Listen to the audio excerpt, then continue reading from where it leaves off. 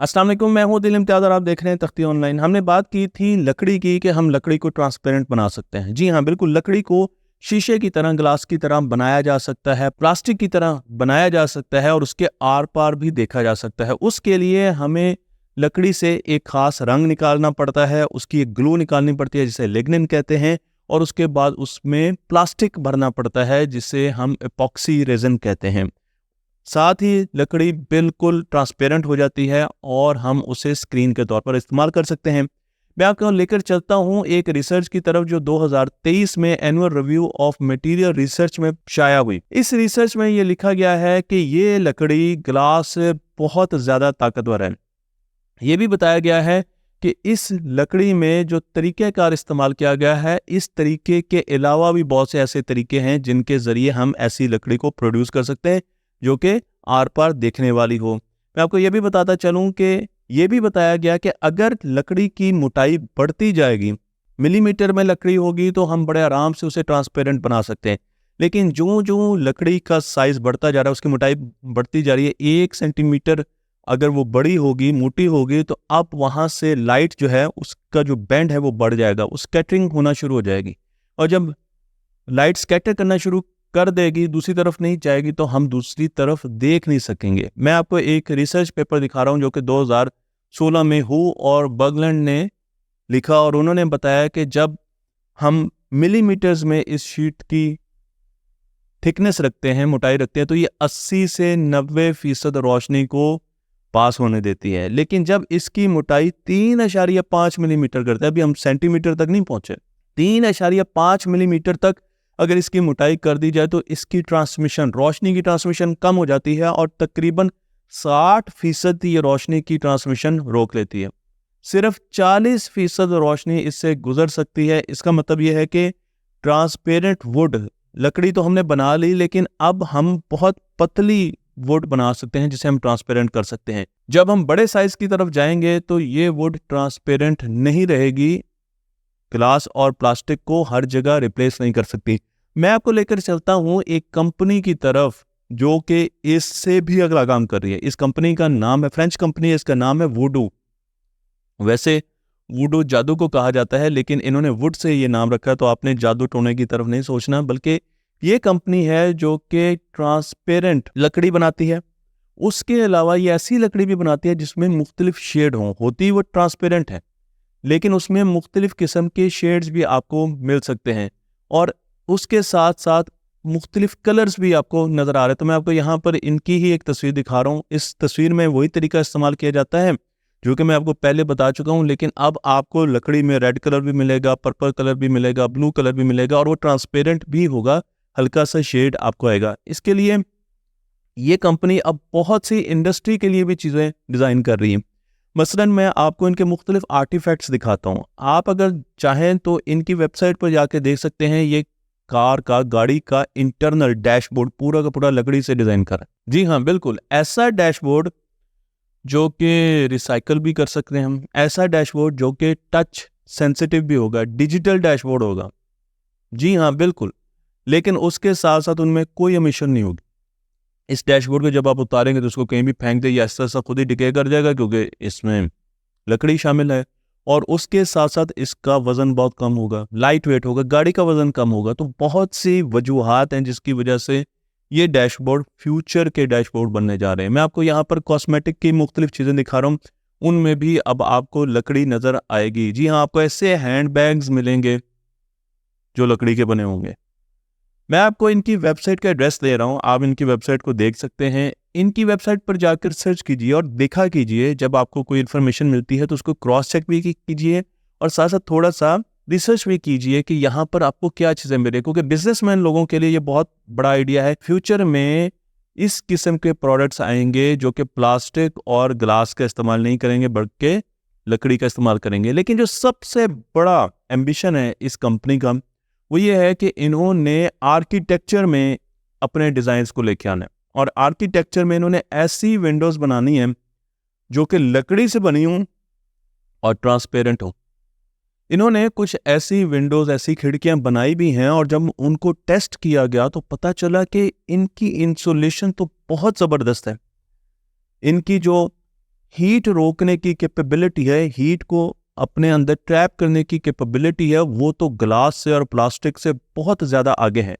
तो इसका मतलब यह है कि अगर ये कमरा मौजूद है और इसमें एक खिड़की लगी हुई है और उसमें इस वुड का इस्तेमाल किया गया, तो सर्दियों में अगर हीट अंदर है, मैंने हीटर जलाया हुआ है, हीट अंदर है, आपको वैसे हीटर की रोशनी यहाँ पर नज़र भी आ रही होगी, तो अब हीट बाहर नहीं जाएगी खिड़की से, तो कमरे को कम एनर्जी चाहिए, एनर्जी डेसिपेट नहीं हो रही, तो अब कम एनर्जी में मुझे वो टेम्परेचर मिल जाएगा।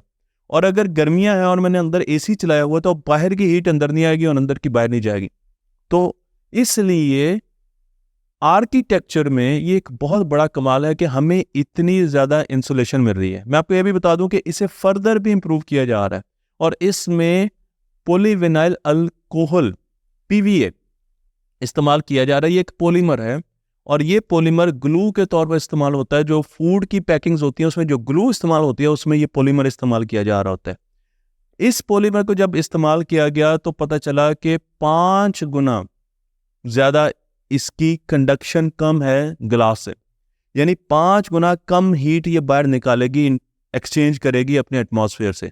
तो इमेजिन कीजिए कि आप एक घर में रह रहे हैं, आप कमरे में रह रहे हैं और उस कमरे में खिड़की, और वो खिड़की 5 गुना आपकी ठंडक को बाहर नहीं जाने दे रही अगर आप गर्मियों में हैं, और अगर आप सर्दियों में तो 5 गुना आपकी गर्मी को बाहर नहीं जाने दे रही। कितना फ़ायदा है। इन सब रिजल्ट को पब्लिश किया गया 2019 में एक जर्नल में जिसका नाम है एडवांस फंक्शनल मटेरियल्स में।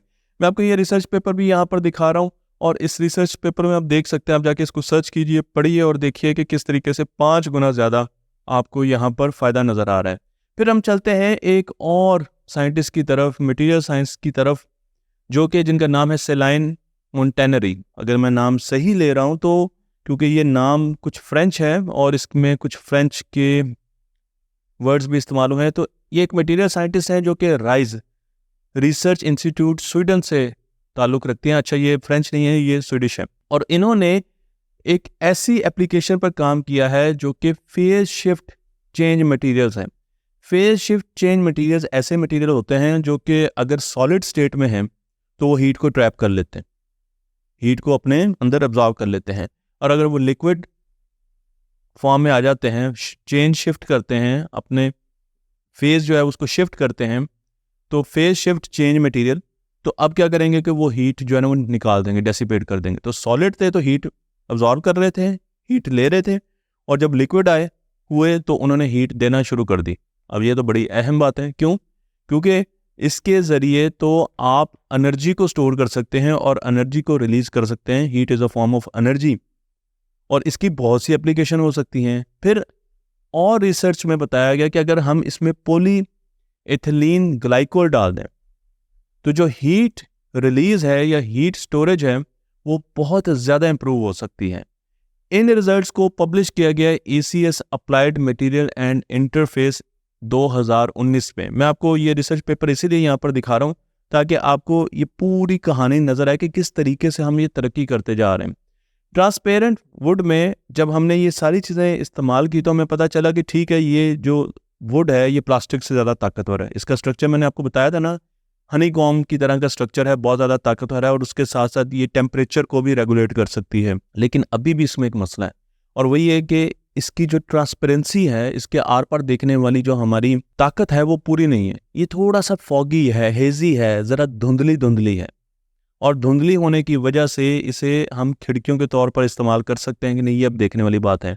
अब इस पर बहुत ज़्यादा रिसर्च की जा रही है कि किस तरीके से इस मटेरियल को हम स्मार्ट विंडोज़ में यूज़ कर सकते हैं। स्मार्ट विंडोज़ क्या होती हैं? एक स्मार्ट विंडोज़ की फैमिली तो ये है कि आपके घर में एक विंडो लगी हुई है और उसमें रेडिएशंस जो आ रही हैं, उसमें भी जो विजिबल लाइट है, विजिबल रेडिएशन, वो तो आ जाए, रोशनी तो अंदर आ जाए, लेकिन जो इंफ्रारेड है उसे वो रिजेक्ट कर दे ताकि गर्मी ना अंदर आ सके। शीशे में ये कैपेबिलिटी हो कि वो इंफ्रारेड को बाहर फेंक दे और रोशनी को अंदर आने दे। अब इसके फ़ायदे भी होंगे, नुकसान भी होंगे। फ़ायदे ये होंगे कि अंदर तो आपको ठंडक महसूस होगी, लेकिन नुकसान ये होंगे कि जो बाहर हैं, आपके इर्द गिर्द का इलाका, वो आहिस्ता आहिस्ता गर्म होता जाएगा। अर्बन जो हमने हीट आइलैंड का एक कॉन्सेप्ट पढ़ा था कुछ वीडियोस में कि आहिस्ता आहिस्ता हमारे शहर गर्म होते जा रहे हैं, तो इस टेक्नोलॉजी से शायद वो और ज़्यादा गर्म होंगे। और उसके अलावा उल्टा काम भी हो सकता है, और वो ये हो सकता है कि ये शीशा जो है वो अपना कलर चेंज करना शुरू कर दे। तो आप इसको चाहे ब्लैक कर लें, किसी वक्त पर्पल कर लें, आप इसे टिंटेड भी बना सकते हैं, आप इसे ट्रांसपेरेंट भी बना सकते हैं। मैं आपको यहाँ पर एक शीशा दिखा रहा हूँ जो कि स्मार्ट विंडो का शीशा है और इसमें इलेक्ट्रोक्रोमिक पॉलीमर हमने सैंडविच किया है ताकि इसका कलर चेंज हो सके इस वुड के बीच में, और जिसके ज़रिए ये कलर चेंज कर सके। जब इसे वोल्टेजेस दी जाएंगी इसके अंदर से, इसके थ्रू करंट भागेगा, फ्लो करेगा, तो ये शीशा अपना कलर चेंज कर लेगा। आपको नज़र आ रहा है कि जहाँ पे करंट फ्लो कर रहा है वहाँ पर ये जामुनी रंग का हो गया, और जहाँ पर हमने करंट फ्लो नहीं करवाया वहाँ पर हमें ट्रांसपेरेंट ही मिल रहा है। बिल्कुल इसी तरीके से ये रिसर्च पेपर का रेफरेंस आपको दे रहा हूँ और इसमें भी आप इसे देख सकते हैं।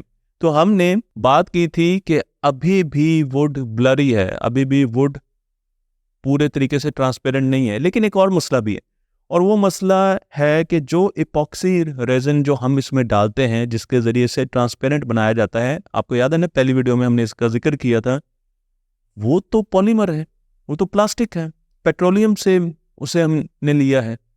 तो अगर हम पेट्रोलियम डिराइव्ड प्लास्टिक जो है वो इसके अंदर डाल रहे हैं तो इसके अंदर भी तो प्लास्टिक है, उससे कैसे छुटकारा हासिल किया जाए? इस पर भी बहुत ज़्यादा रिसर्च हो रही है कि इसे पूरा ऑर्गेनिक बनाया जाए, इसको पूरा बायो कंपोजिट से बनाया जाए, और उस बायो कंपोजिट के लिए अब हम इसका ऑप्टिकल ट्रीटमेंट भी करेंगे। जी हाँ, मैं आपको यहाँ पर एक रिसर्च पेपर दिखा रहा हूँ कि किस तरीके से bio based optical transparent would bio composite बनाए जा रहे हैं। आगे मैं आपको और भी कुछ टेक्नोलॉजी दिखाऊंगा, लेकिन इस वक्त इसके बारे में बताता चलो कि ये जो कंपोजिट हैं ये एक्सट्रैक्ट किए जाते हैं किन्नू से और लेमन से। जी हाँ, और जो बायोफिलिंग इससे बनाई जाती है उसमें से 90% रोशनी गुजर सकती है, और इसकी जो स्ट्रेंथ है वो इतनी होती है कि 30 मेगा पास्कल प्रेशर ये लकड़ी से, आम लकड़ी से ज़्यादा अपने ऊपर अब्जॉर्व कर सकती है। तो आप देख सकते हैं कि किस तरीके से हम किन्नू से और लेमन से ऐसी बायोफिलिंग्स बना रहे हैं जो कि वो जो शुरू में हमने अपॉक्सी डाली थी उसकी जगह उसने ले ली। लेकिन अब और भी टेक्नोलॉजीज आ रही हैं, और इन टेक्नोलॉजी में हम 0.5 मिलीमीटर से 3.5 मिलीमीटर का एक पीस लेते हैं और उसे हाइड्रोजन पर ऑक्साइड से ब्लीच करते हैं। तो पहला काम यह है कि हम उसे ब्लीच कर रहे हैं, और उसके बाद उसको अल्ट्रावायलेट रोशनी में रख दिया जाता है, सूरज की रोशनी में रख दें। लेकिन हमारे पास क्योंकि यूवी लैंप्स होते हैं, मेडिकेटेड लैंप्स होते हैं, उनके अंदर उसे रखा जाता है और उसके बाद उसे यूज़ किया जाता है। अब इसका फ़ायदा ये होता है क्योंकि हम उसके अंदर कोई चीज़ भर नहीं रहे, तो उसकी जो सेलुलर लेवल पर जो स्ट्रक्चर है वो इंटैक्ट रहता है, वो वैसे का वैसे रहता है। तो अब ये जो वुड आएगी जो कि ट्रांसपेरेंट होगी, ये बहुत ज़्यादा पावरफुल होगी, उनसे पावरफुल होगी जो पहले हमने बनाई है, क्योंकि इसके अंदर से हमने जो ग्लू है उसे बाहर नहीं निकाला, ठीक है, और वो बाहर निकालते हुए इसका स्ट्रक्चर डैमेज हो जाता है। तो अब तो इसका स्ट्रक्चर डैमेज नहीं हुआ। तो मुझे उम्मीद है कि अब आपको अंदाज़ा हो गया होगा कि किस तरीके से ट्रांसपेरेंट वुड आ रही है और वो किस तरीके से हमारी टेक्नोलॉजी को बदलने जा रही है। बहुत सी चीज़ें आपको नज़र आएंगी फ्यूचर में, कुछ सालों में, जहाँ पर आपको नज़र आएगा कि स्क्रीनें, LEDs और ये सारी चीज़ें, लाइट्स, ये बिलबोर्ड्स, हर चीज़ आपको लकड़ी से बनी हुई नज़र आएगी, और ये एक अच्छे इकोसिस्टम की तरफ एक कदम है।